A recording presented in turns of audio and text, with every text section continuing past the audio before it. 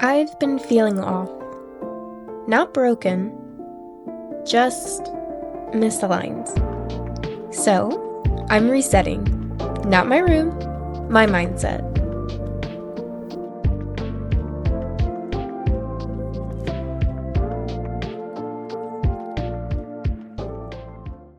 I'm done letting autopilot run my life. This is my mindset reset for peace, for clarity, and for purpose. This is not a glow up, it's a grounding, a return to self, a mindset reset.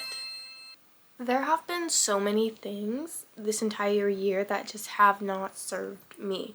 So the big question that I'm going to be asking myself is, what isn't serving me anymore? And if I determine what it is that isn't serving me, that means it is time to get rid of that thing.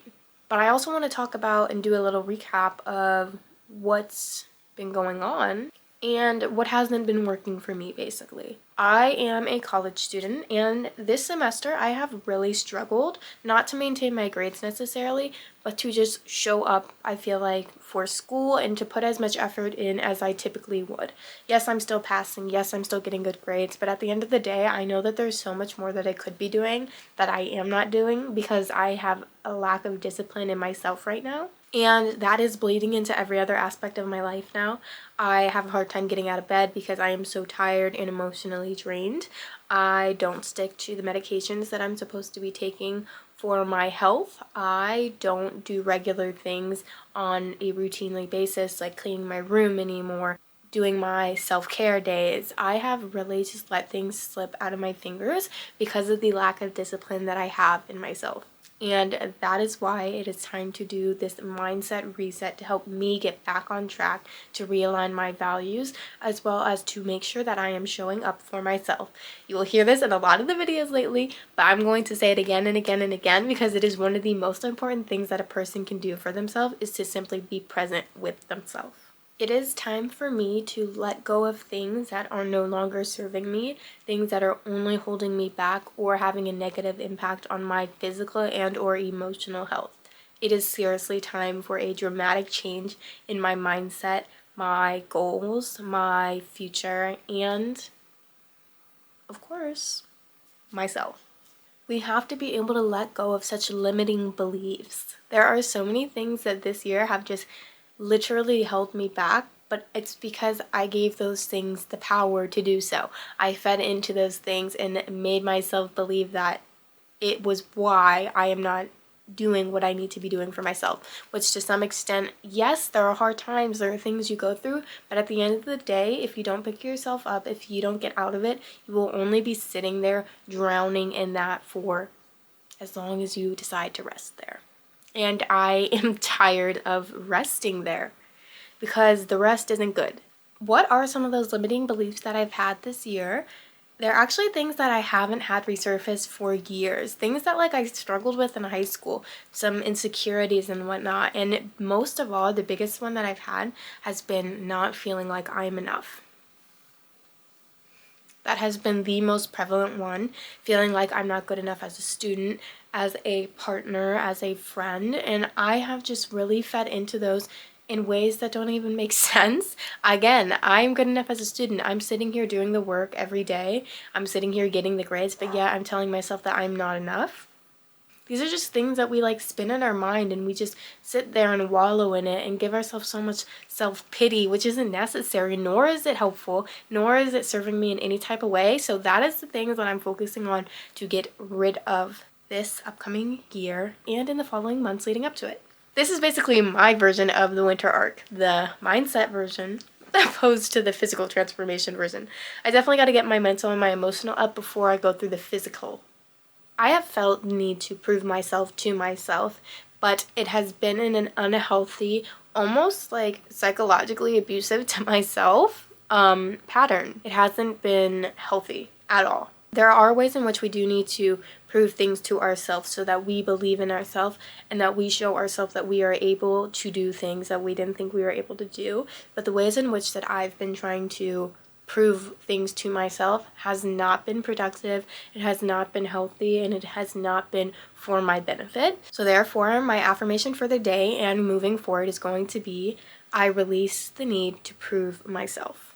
That can mean prove myself to other people, prove myself to myself in ways that are not progressive. This is just my affirmation that I think will help me to let go of these unhealthy habitual rituals of bad habits that I have truly trapped myself in this year. So I'm going to say it one more time, and I hope this can resonate with you because so many people also do this, but they definitely more so do it the need to prove to other people. I really hope that this can resonate with you and help you as well. So say it with me or feel it with me. I release the need to prove myself. Please hang on to that and hold on to that. Write it down if you need to. Repeat it in your head over and over and over again. I release the need to prove myself. The only person you ever need to prove anything to is yourself. You need to show up for yourself. You need to show yourself that you are disciplined enough. You need to show yourself that you love you. So if you're trying to prove anything to anybody else, just stop it. That is not going to serve you in any type of way. That is going to be my affirmation moving forward. I want to focus on my new mindsets, having more self-compassion and gratitude. Not only to myself, but also to others. With that being said, I want to introduce journaling into my life. This is something I did try to do for the longest time, and it wasn't really my thing, but this is going to be a self-prompted journaling book. Self-prompted meaning there's already prompts. I should say pre-prompted. There's prompts already written in here. Here is what the inside of it looks like. This is just one of the things that I'm planning to do to help me stay focused and on track. I want to re-include and reincorporate some of the self-help books I had, as well as meditating, because I feel like that's a very grounding thing to do. And it's always helped me kind of feel like I'm intentionally calming myself down. More rituals and tools that I also recommend to you guys is morning stillness. What that means is in the morning, when you first wake up, give yourself a moment. Or at least for me, it's when I first wake up. When I wake up, the first thing on my mind is not going to be get up, go. And I've explained this in some of my other videos as well. As soon as I wake up, I cannot be that person that's like go, go, go mode. I basically have to like preheat myself before I'm ready to even start functioning. I usually just sit in my bed and unfortunately scroll, definitely doom scrolling in the morning. But I want to change that around to just sitting with myself and doing basically nothing. That is morning stillness, just being there with yourself. Don't do anything with it. Just be there with yourself for a set amount of time. I'm going to try to do this for only 5 minutes because I know if I do any longer than 5 minutes, I'm going to fall back to sleep. And that's just me being real. That's just me being honest. So morning stillness is one of the rituals that I definitely encourage you guys to practice, and that is something that I'm going to make sure that I implement as well. Next recommendation is breath work or meditation. Again, I meditate, as I said earlier. It is something that, again, is an intentional calm of the day or of the morning or of the night. Whenever you do it, basically, it's just calming your nervous system, I feel like. Meditation, breath work, go hand in hand together. Do one or the other at the very least, and I'm sure you will see grave improvement in your anxiety levels in the morning. Next thing I recommend, which is not something that everyone has access to, but it is a great way, if you do, to help your emotional health, therapy. Therapy really is good. I understand that there are also different types of therapy. Talk therapy is not for everyone. Not everyone just gets the benefit of going to talk about their problems. Sometimes you need some other types of therapy to help basically your emotional health, and that is perfectly fine. Figure out which one works for you. If you don't have access to any type of therapy, then I would recommend something called self-coaching. This is basically you coaching yourself or using coaching techniques on yourself. This can seriously help your emotional state. I feel like I've definitely had to do this during times of hardship. Self-coaching is really good, not only because, again, you're being there and showing up for yourself, but also because it teaches you different skills and different techniques to be able to help yourself. So along with helping yourself, you're also teaching yourself new techniques. Other things that I encourage would be reading and or spiritual practices. I am not religious personally, but I do dabble into the spirituality side of things, and I do a lot of the reading specifically the self-help books, as well as reading the spiritual books. So your things like your auras, your chakras, that's kind of more the side of things that I resonate with and things that I feel like help me, because it's something that I incorporate a lot into my meditation practices. But I do encourage using any source of reading to help you with this. Again, I get both the reading and the spirituality piece because I read spiritual books to help me with my meditative practices. Now think about your visions and alignments. It's basically going to be time to reconnect with your why and with the who you're becoming. What is my why? I'm not sure that this is something that I completely have figured out. Why am I doing everything that I'm doing? Why am I going to school for what I'm going for? Why am I choosing to get up every single day and keep pushing it? Why? I mean, I can name a million reasons, because I love my family, because I know an education is important and will help me be successful. But outside of those surface level answers, truly, why are you doing what you're doing? Why are you choosing to indulge in everything that you indulge in and to engage in everything you engage in? I feel like I am doing that now because I am trying to care for myself, show myself that I love myself, and to take care of myself. That is my why at this point in my life. And your why will definitely change over the years, the months. It will switch again and again and again through your different stages of life. Your why changing is normal. Just embrace it. Change is also normal, guys. You're going to have to just embrace it and welcome it, because every single time you fight change, which is something I do all the time, you will always lose. Always. Because the change is happening regardless if you want it to or you don't. Now, let's go to the who you're becoming. Who are you becoming? Is it a person that you admire? Is it a person that you are happy with? Is it a person that you are proud of? Currently, where I am right now, the person who I'm becoming, overall, I would say I like who I'm becoming. I'm on the path to graduate. I'm still doing my acting and modeling and getting booked more and more career-wise. So on that spectrum of things, yes, I'm proud of who I'm becoming.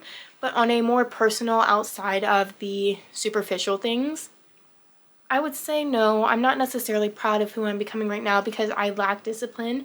I've definitely become more lazy over the few months, and I just haven't really felt like myself. That is why I'm sitting here trying to do the work to turn this around, so that once I look in the mirror, I undoubtedly can say I love who I am and who I'm becoming and what I've become.